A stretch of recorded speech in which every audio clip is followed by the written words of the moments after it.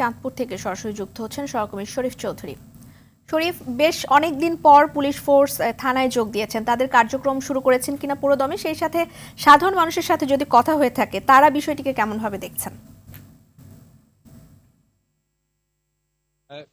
আপনি যেমনটি বলেছেন, আসলে সারা দেশে নিয়ে চাঁদপুরেও কিন্তু প্রতিটি মানে থানায় পুলিশ কাজে যোগদান করেছে সকালে, এবং সাধারণ মানুষের মধ্যে ব্যাপক আনন্দ যে পুলিশ যোগদান করার পরে যে একটা আইন শৃঙ্খলার পরিস্থিতিটা এখন একটু স্বাভাবিকের দিকে যাবে তারা যোগদান করার পরে।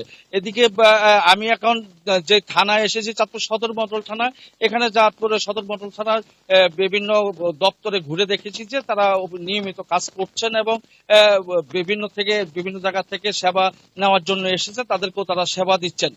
চাঁদপুর সদরের মডেল থানার অধিকাংশ পুলিশ এখন চাঁদপুর শহরের বিভিন্ন স্থানায় তারা দায়িত্ব পালন করছেন, সাথে ট্রাফিক কিছু জায়গায় ট্রাফিক পুলিশও নেমেছে। তবে অধিকাংশ জায়গায় শিক্ষার্থীরা এখনো শিক্ষার্থীরা এখনো তাদের দায়িত্ব পালন করছেন, অর্থাৎ শিক্ষার্থীর সাথে স্কাউট এবং রেড ক্রিসেন্টের সদস্যরা, আনসাররা তাদের দায়িত্ব পালন করছেন। অনেকটা শৃঙ্খলার সাথেই চাঁদপুর শহরে মোটামুটি ফিরে এসেছে এবং পুলিশ প্রশাসন নামার সাথে আমি দুই একজন জনতার সাথে কথা বলছি, তারা বলছে যে পুলিশ প্রশাসনকে আরো আগেই নামা উচিত ছিল, কারণ যেই ডাকাত ভয়ে আতঙ্কে রাত কেটেছে, এই আতঙ্কটা এখন আর থাকবে না। পুলিশ যেহেতু নেমেছে এবং তারা জনতা পুলিশের উপর অনেকটা আস্থা তাদের, যে এখন তারা অনেকটা নিরাপদে থাকবে।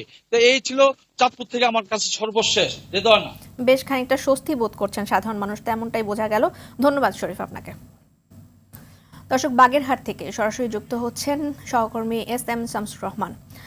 শামসুর, আমাদেরকে জানাবেন, সাধারণ মানুষ নিশ্চয়ই পুলিশ ফোর্স যোগ দেবার পর থানায় তারা সেবা নিতে আসছেন, কেমন সেবা পাচ্ছেন, সেই সাথে পুলিশ সদস্যরা এতদিন পর যোগ দেওয়ার পর কেমন বোধ করছেন তারা? রেজওয়ানা, আপনি যেমনটি বলছিলেন, গত কয়েকদিনে কিন্তু বাগেরহাট সহ জেলায় কিন্তু কোথাও পুলিশের কার্যক্রম ছিল না, এই জন্য কিন্তু স্বাভাবিক মানুষের ভিতরে এক ধরনের কিন্তু সাধারণ মানুষ কিন্তু অস্বস্তিতে বিরাজ করছিল তাদের মাঝে। তারা কিন্তু আজ পুলিশ যোগদানের পরে তারা কিন্তু এক ধরনের স্বস্তি বিরাজ করছিল তাদের মাঝে। তারা কিন্তু বলছেন যে পুলিশ সেবা না থাকলে কিন্তু তাদের বিভিন্ন সমস্যার সম্মুখীন হতে হচ্ছিল। আমি এখন বসে আছি বাগেরহাট সদর থানায়। এখানে এই বাগেরহাট সদর থানা সহ বাগেরহাট 9টি ইউনিট এবং বাগেরহাট জেলার যে পুলিশের ইউনিটগুলো সকল কিন্তু সবাই কিন্তু কাজে যোগদান করেছে এবং বাগেরহাটের পুলিশ সুপার আবুল হাসান খান আমাদের জানিয়েছিলেন যে সকল ইউনিট কিন্তু এই মুহূর্তে কাজ করেছে। এবং আমি সকালে দেখেছি যে বাগেরহাটের সেনাবাহিনীর নেতৃত্বে কিন্তু বাগেরহাটের পুলিশের একটি টিম কিন্তু টহল দিচ্ছিল।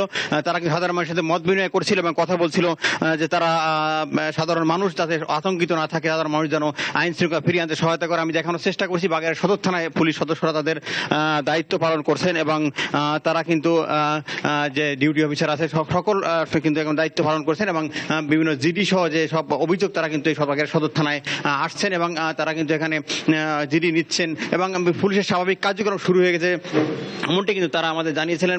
পুলিশ বলছে তাদের এই স্বাভাবিক কার্যক্রম পরিচালনা করতে জনগণের সহায়তা প্রয়োজন। জনগণ যদি তাদের সহায়তা করে তাহলে তারা কিন্তু স্বাভাবিক পরিস্থিতি ফিরিয়ে আনতে পারবেন। আমি যে জেলা সদর ডিউটি অফিসারের সাথে কথা বলছিলাম, তারাও কিন্তু বলছেন যে তারা তাদের কার্যক্রম স্বাভাবিক রয়েছেন। আমি এখন রয়েছি বাগেরহাট সদর থানার মডেল থানা যেটি, সেটি কিন্তু ডিউটি অফিসারের রুমে, তিনি কিন্তু এখানে দায়িত্ব পালন করছেন এবং সকালে আমি কিন্তু এখানে অনেক সাধারণ মানুষ দেখছি যারা কিন্তু জিডি সহ বিভিন্ন অভিযোগ করতে এখানে আসছিলেন। তো বাগেরহাটে কিন্তু সার্বিক আইন শৃঙ্খলা পরিস্থিতি কিন্তু যে উন্নতির দিকে যাবে বলে সাধারণ মানুষ আমাদের জানিয়েছেন। তো রেজওয়ানা, বাগেরহাট থেকে এটাই ছিল আমার কাছে সর্বশেষ। শামসুর, আপনাকে ধন্যবাদ। দর্শক, আরো জানবো এই বিষয়ে, আরো জানাতে রংপুর থেকে সরাসরি যোগ দিচ্ছেন সহকর্মী জাহাঙ্গীর আলম বাদল। বাদল, এতদিন সড়কে শিক্ষার্থীরা ট্রাফিক পুলিশের দায়িত্ব পালন করেছেন, আজ থেকে সড়ক শৃঙ্খলায় পুলিশ তার শিক্ষার্থীদের সাথে ট্রাফিক পুলিশও আছে। এই যে সমন্বিতভাবে যে কার্যক্রমটি, সেটা কেমন চললো সারাদিন, একটু জানবো আপনার কাছ থেকে।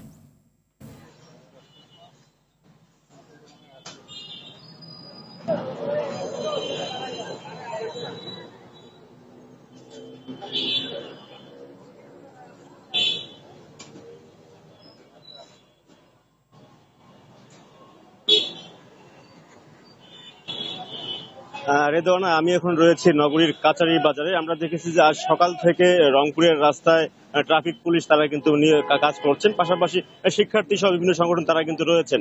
আমরা যদি আপনাকে একটু দেখাই যে আজকে রংপুরে দেখেন যে আসলে এখন পর্যন্ত ট্রাফিক সদস্য তারা কিন্তু নিয়মিত দায়িত্ব পালন করছেন, পাশাপাশি বিভিন্ন স্বেচ্ছাসেবী সংগঠন তারা কিন্তু মাঠে এই ট্রাফিক নিয়ন্ত্রণের কাজে রয়েছেন।